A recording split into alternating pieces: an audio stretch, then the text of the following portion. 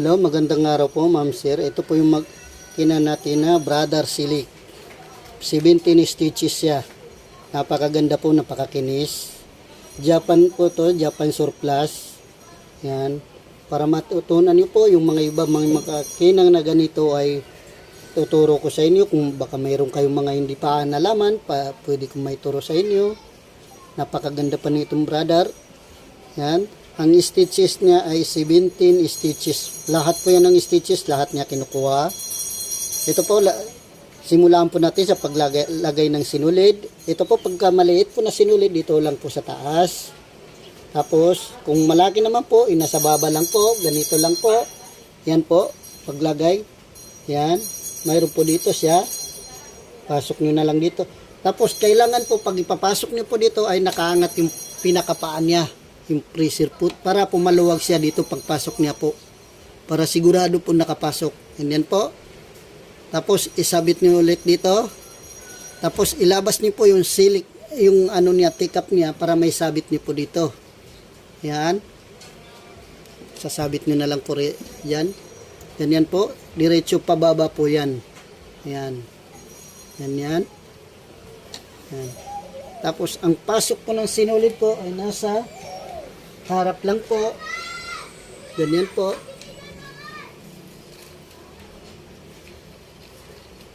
Yan.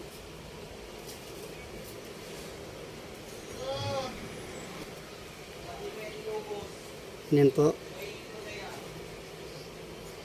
Yan. Napakadali lang po. Yan. Tapos ilagay nyo na lang dyan. Tapos ito po. Yung sa ano naman niya. Babingkis. Ganito na lang po. Ilagay nyo doon, tapos isabit nyo rito. Yan. Tapos, ito po, para hindi po siya nalalaglag yung winder, iangat nyo po to, para kahit iganon nyo, ay hindi siya malaglag. Ayan. Tapos, ipasok po natin. Yan, ganyan po. Yan, napakaganda pong ano. Tapos, takpan po natin. Ang pag-pick up po ng ano, sinulid sa ilalim, ikutin nyo na lang tong handwheel. Ayan. Ganyan po. Yan. Angat nyo yung paa para sa likod po. Ito po ay may ilaw din siya. Nandito po siya sa gilid. Yung ilaw at saka speed. Nandito po. Yan. Yan. Speed. Nandito rin. Tapos testing na po natin. Ganyan po. Yan. Una po, huwag niyong kakaligtaan ito, baka nakalagay sa 0 o mababa. Kailangan po nasa 4 or 5 to. Standard po yan. 4 or 5. Para sa tamang tension po, kasi ito yung pinaka-tension niya, higpit ng sinulid. Ito naman po ay sa distansya. Dalang ng hakbang. Ito naman po ay sa lapad po ng stitches, kung gagamitin mo yung mga ibang stitches. Straight man, maging straight papunta ng zigzag. Pag straight po, number 0 po. Pag pa-zigzag po ay pataas ang numero, palaki ng zigzag. Ganyan po. Ngayon po, ilalagay ko sa pinaka-zigzag. Ayan. Ito po, lock niya po ito. Pag pinindot niyo po to pababa, yan pa 0. Ngayon po, mag-select po tayo. Ayan. Ito po ang selector niya. Ito. Pag napindot niyo po yan, bago kayong mag-select. Ayan. Ayan po. Natatakpat sa camera. Ayan, oh. Pwede na kayong mag-select. Huwag nyo po itong pihitin na hindi nakapindot to dahil masisira po yung pinaka-gear niya dyan. Yan, kasi mayroon po yan siyang lock. Masisira. Pag nasira po yung lock, mangyayari po, hindi ka basta-basta maka-select ng stitches. Humahakbang po yan, o kaya hindi nakakatapat. Ngayon po, ilagay natin sa straight. Ayan. Ganyan po. Ayan. Sa M po. Ayan, letter M. Ayan. Pag ito po ay naka-0, ay ang takbo na yan ay nasa gitna po. Yung straight po nasa gitna. Nasa gitna yung karayom. Yan po. Ganyan po. Ayan. Ngayon po, mabagal po yan. Ayan, ito, atras abante. Ito po ay atras abante. Ayan. Yan. Pag gusto niyo naman po magiging mabilis po siya, dito po sa mayroon po siyang ano dito, kung tawagin ay speed. At tulad nito, pindutin ko, may naka-drawing naman kasi dyan na pagong at saka arabit. Ayan. Ayan, ganyan mabilis na. Ayan. Po. Napakaganda po yung tahi. Ating. Ganyan po. Ayan, napakaganda. Mabilis po siya para lumit po yung distansya. Yung dalang niya. Ito po ay ipipihitin nyo na lang dito.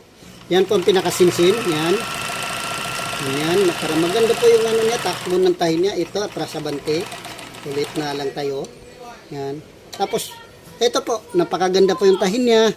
Pagka gusto niyo po magsilik po, katulad po yan, nakalagay po sa may im. Pwede niyo po ilagay dito siya sa, yan, sigsag. Yan. Ano naman pinagagawa mo doon? Sigsag po yan. Yan.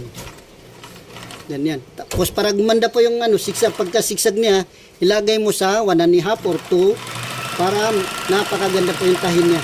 Ang kagandahan po nito, kahit po sa makakapal, maninipis na tela, wala pong pinipili.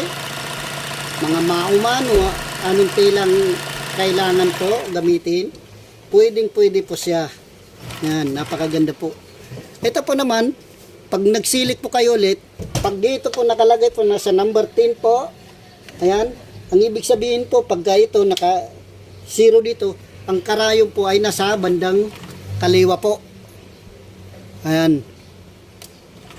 Magsisigsag din po yan. Ayan, oh. Nandito yung size. Tapos, ibang stitches naman po, magsilik din tayo ulit. Ayan. Siguraduhin nyo rin po na bago kayo magsilik po ng stitches po ay nakaangat po yung karayom para hindi siya maputol. Yan. Ngayon po, ito po ang number 9, yung itatahin natin. Ito po, isinsin nyo na lang siya. Para pong maganda yung makuha yung pinaka-stitches. Yan. Natanggal ko pala sa pagka-sigsag. Yan. Yan po. Kailangan po, ito lahat po yung stitches maliban sa straight po ay nasa number 5.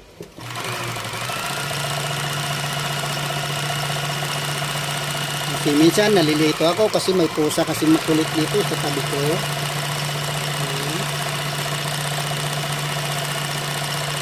Ganyan, napakaganda po, napakapinuntak mo.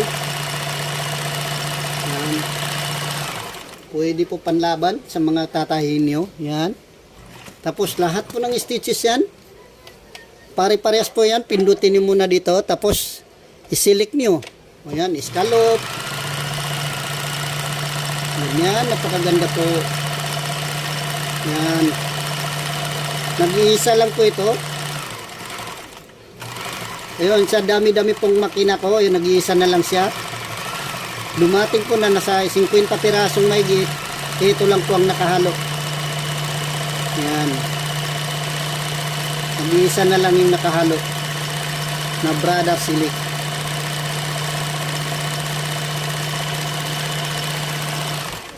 Marami po yung mga nakakakilala rito.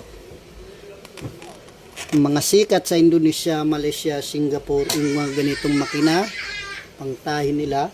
Tapos magsilik na naman po tayo. Yan. Ito po ang tinatawag nilang color coding. Kasi kahit hindi po kayo marunong, pwede niyo po may tapat yung pinaka-stitches niya dito. Katulad po nito, di ba, nakalagay sa pula.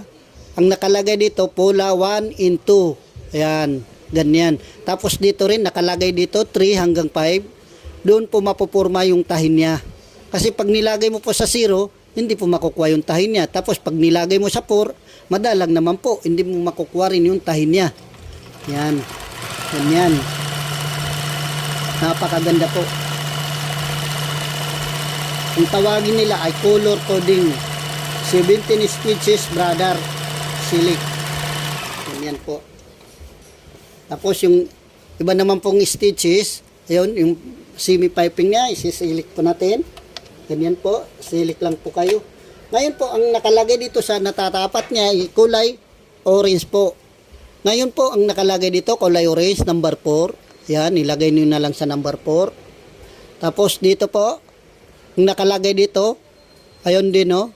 Number 4, 5, ilagay nyo na lang ito sa pipe para maganda yung tahi niya. Ganyan po. Ayan, napakaganda po. Ayan, napakasikat na makina. Ngayon po, ay susubukan naman po natin yung pinaka-button hole niya. Ganyan po. Isilik po natin. Ang una po, sa A. Ang kulay po nito, kulay green. Ngayon po, magbubuton hole naman po tayo. Una po, ilagay nyo dito sa may letter A. Yan, una, kunting tapak lang po. Ganyan. Tapos, pindutin mo ulit para pumunta siya sa B. Paatras na po yan. Yan, ganyan po. Mga ganyan kahaba po. Tapos, pindutin nyo naman para sa lock sa C. Kunting tapak lang po. Tapos, pindutin nyo naman po ito para pumunta po din sa D. Paabanti na po yan siya. Alalay lang po yung sa inyo. Huwag nyo ngihilay para hindi maputol po yung karayom. Ganyan po. Yan. Kita nyo naman po yung tahin niya sa button hole. Yan. Sakali po mayroon po kayong mga katanungan, pwede rin po kayo mag-chat sa akin. Sa email, comment lang po kayo. Yan. Nababasa ko naman minsan. Pwede rin kayo mag-ano sa swipe swing machine. SP swing machine. Pwede po kayo doon mag-chat or para maturuan ko kayo kung ano mga hindi nyo mga natutunan. Ganyan po para hindi po kayo mamroblema sa mga makina nyo. O kaya gusto nyo bilihin. Pwede nyo po ako ay contact sa cellphone number ko na 049342 560. Maraming salamat po.